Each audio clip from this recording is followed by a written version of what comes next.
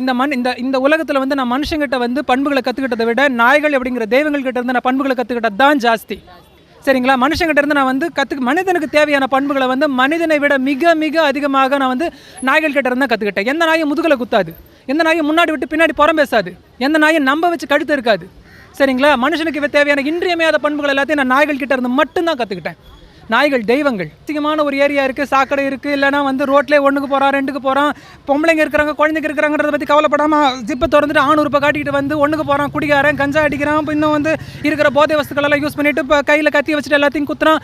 இத்தனை அசிங்கங்களும் அருவறுப்புகளும் கொடூரங்களும் கொடுமைகளும் இருக்கிற இந்த நாட்டில் அதை எல்லாத்தையும் களையிறதுக்கு முதல்ல நீங்கள் வந்து வழி பார்க்காம ஒன்றுமே செய்யாத அப்பாவி குழந்தைகளை வந்து அந்த அந்த அந்த உயிர்களை, அந்த சின்ன உயிர்களை வந்து என்ன சொல்கிறதுன்னா, 1000 மொழிகள் இருந்தாலும் பார்வையால் அது பேசுகிற மொழியை வந்து எந்த மனுஷனாலையும் கண்டுபிடிக்க முடியாது. இனிமேல் எந்த அறிஞனாலையும் அந்த மொழிக்கு வந்து ஈடு கொடுக்க முடியாது. அப்படிப்பட்ட ஜீவன்களை வந்து நீங்கள் வந்து நான் வந்து என்ன சொல்கிறேன்னா வந்து உறுதியாக அழிச்சிடுவேன். இருக்கிற அசிங்கங்களை மட்டும் நீங்கள் பார்த்துட்டு வாழுங்க. நான் 100கணக்கான நாய்களை வழியில் பார்த்துட்டு தான் இருக்கிறேன். ஒரு நாய் கூட எனக்கு கிடைச்சது கிடையாது. 10 வருஷமாக நான் வந்து நாய்களை வந்து நான் ஆதரிச்சுக்கிட்டு தான் இருக்கேன்.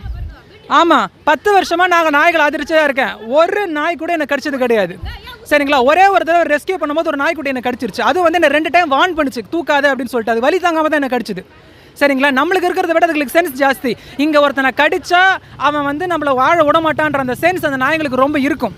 சரிங்களா? வெறி பிடிச்ச நாய்கள், அன்கான்ஷியஸ் நாய்கள் தான் கடிக்கும்.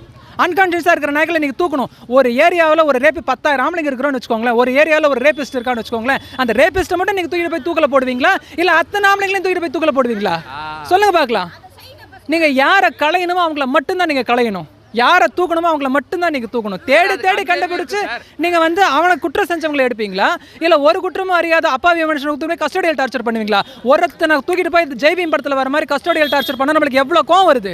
அது கோவப்படணும். ஏன்னா அப்பாவி மனுஷன் ஒருத்தன் பாதிக்கப்படக்கூடாதுன்றதான் சட்டம். 1000 குற்றவாளி தப்பிக்கலாம், ஒரு நிரபராதி பாதிக்கப்படக்கூடாதுன்றதான் வந்து இந்திய நாட்டுடைய சட்டம். ஆனால் அப்படி ஒரு நாய் 2 நாய் பண்ணுற இதனால வெறி பிடிச்சி செய்கிறதுனால நீங்கள் அத்தனை பேரையும் கொல்ல வேணா என்ன நியாயம்? உங்களுக்கு வந்து பிரச்சனையே கிடையாது. நாயங்களை ரேப் பண்ணுறவன் ரோட்டில் ஜாலியாக சுற்றுவானா? நாயங்களை ரேப் பண்ணுறவன் ஜாலியாக சுற்றுவானா? பொம்பளைங்களை ரேப் பண்ணுறவன் சுற்றுவானா?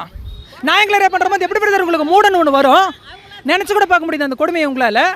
நினச்சி கூட பார்க்க முடியுது அந்த கொடுமையை உங்களால். அப்படிப்பட்ட ஒரு கொடுமைகளை செய்பவன்லாம் ஜாலியாக ஊருக்குள்ள சுற்றுவானா?